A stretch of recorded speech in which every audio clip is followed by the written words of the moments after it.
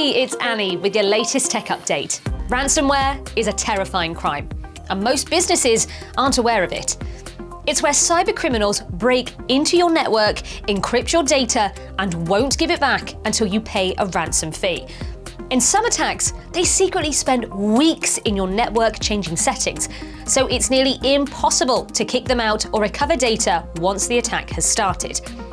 Official advice says never pay a ransom fee, as there's no guarantee that you'll get your data back and you may be targeted again in the future.